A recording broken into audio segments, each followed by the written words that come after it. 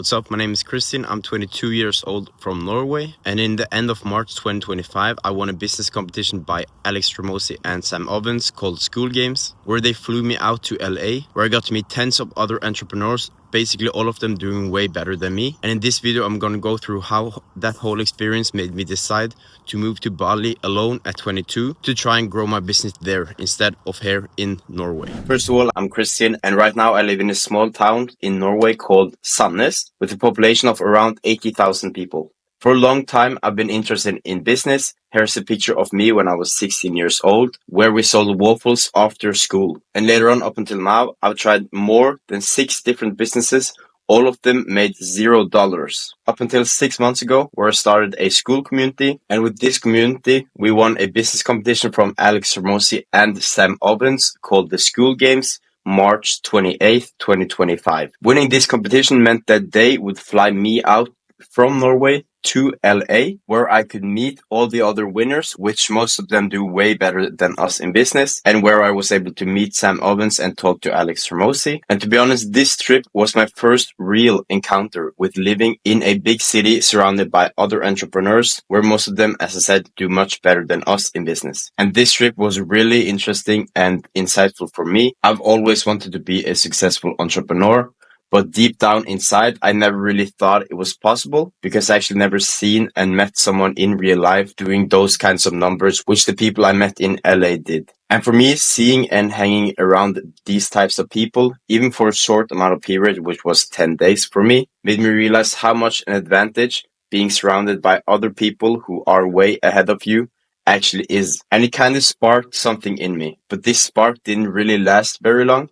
When I came back to Norway after the trip, about 1 week later, I was back to the old habits. But actually, this time it was worse because prior to the event, I always had this big motivation to win this competition, to meet Alex Hormozi, and to be flown out to LA. So every time I had to do a boring task, every time I had to do sales call, every time I had to re-edit the ads, all the boring stuff in business you have to do, I had this big trump card in my head that was like, okay, you gotta do this because you are going to win the school games. And after that, you can rest. But when I came home from the competition, that motivation was kind of lost. I didn't really have anything to strive for, and I don't really have people physically around me doing the same things as me. So the period after this event up until now, I procrastinated a lot. I went from working 6 to 10 hours every day, 7 days a week, to now taking some days off here and there, working mostly 3 to 4 hours a day, and just wasting time on other things than growing the business. And I stumbled upon this video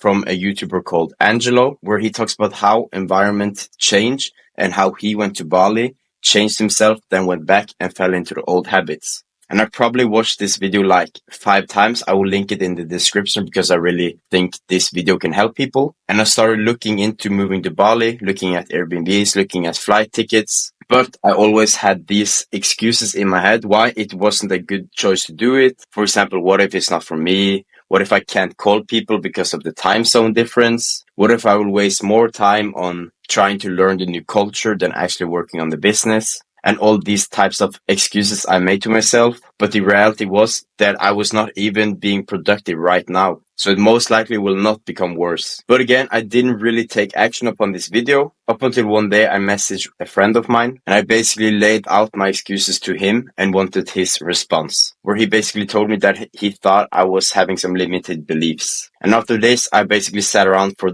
the next 24 hours just thinking about this all the time. And I actually came to the conclusion that I agreed with him. Something had to change.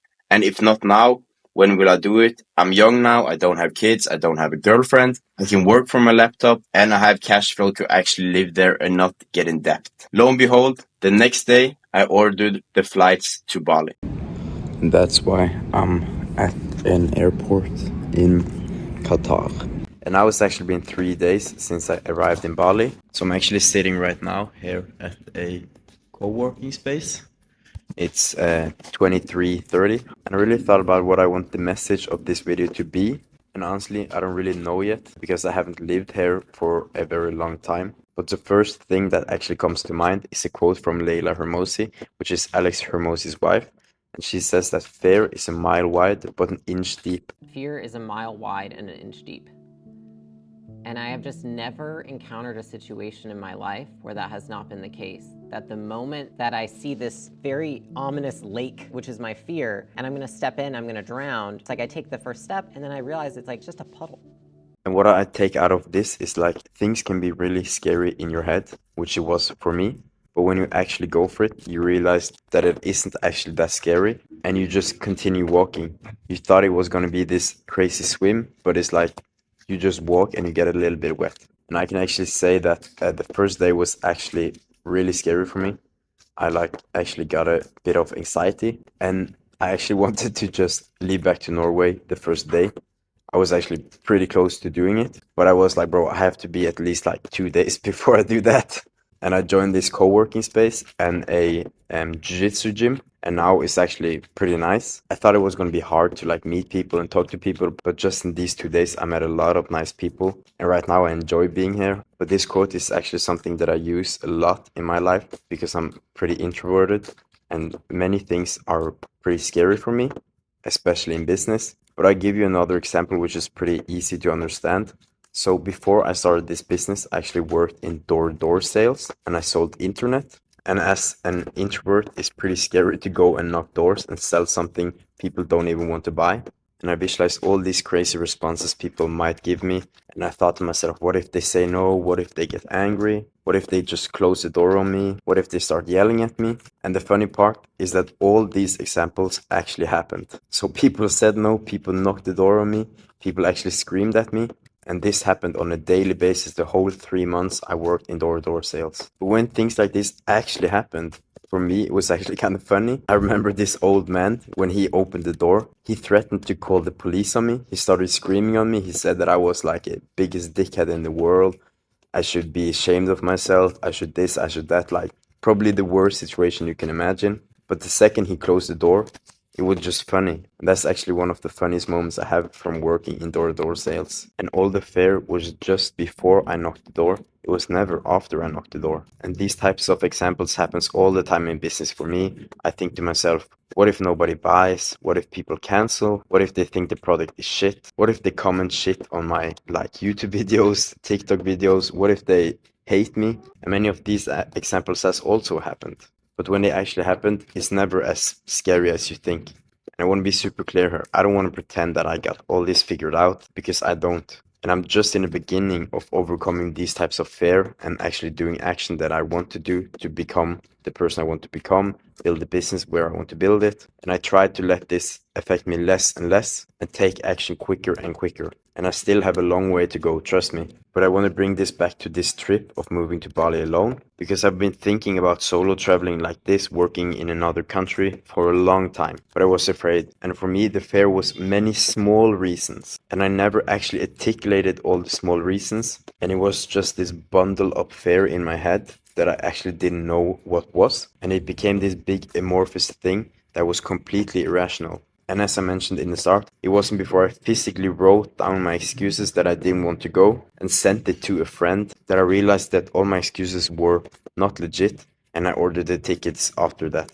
And I actually want to end this video with one definition and one mental frame that I got from Alex Hormozi that I use a lot. But firstly, I want to define bravery. And for me, bravery is doing the thing despite being afraid of the thing. If you fake bravery when you're terrified, that is bravery. Which means if you're afraid of doing cold calls or traveling or starting a business and you still do it, you are by definition doing a brave action.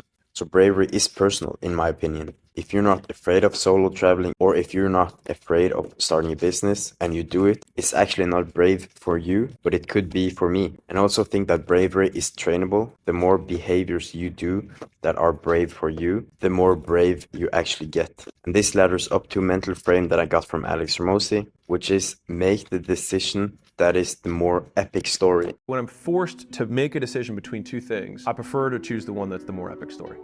I've thought about that frame a lot, and it's still continued to win out. Because either you have an epic story of failure or you have an epic story of success, but no 85-year-olds are regretting their epic stories. They are regretting the stories they never told. Maybe you heard about it before, but this is actually a really cool frame to think about. For example, would it be cooler to move to Bali alone, try to make this business work here, forcing yourself out of the comfort zone? Or would it be cooler to just stay at home, play it safe, and try to make the business work back home? Of course, the more epic story would be to actually move to Bali and do it here. And this is actually a frame that I use a lot, because for me business is pretty hard, and I often think to myself, why don't I just get like an offshore job, work 2 weeks on, 4 weeks off, earn 100K a year, use the other 4 weeks to go golfing, maybe hang out with friends and doing stuff like this, investing the money I have left over, invested in real estate, and in 10 years I could be financially free. Don't get me wrong, this sounds like a pretty good plan still, but for me, if I actually play it out 5-10 years from now,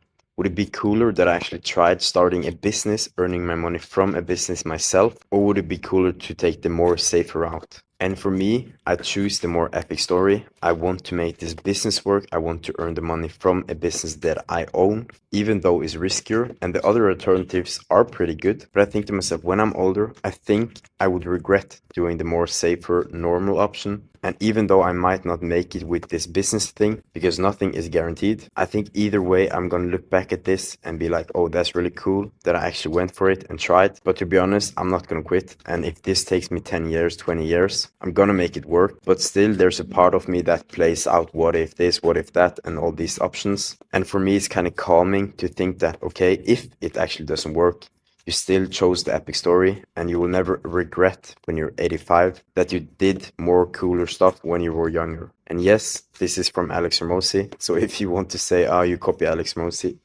I do copy Alex Hormozi. But this is my views on this right now while I'm 22. And who knows, maybe when I'm older, I'm going to look back and think, bro, you were stupid. Why did you do that? Blah, blah, blah.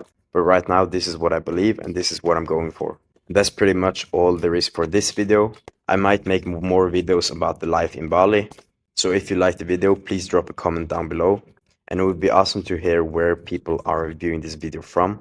I'm still dabbling the idea if I should make this video in English or if I should make them in Norwegian. So if you're actually watching this from abroad, please let me know. Because if it's even one international guy that watched this video, I'm probably going to choose English. But let's see. Thank you for watching the video, and I'll see you next week. Bye bye.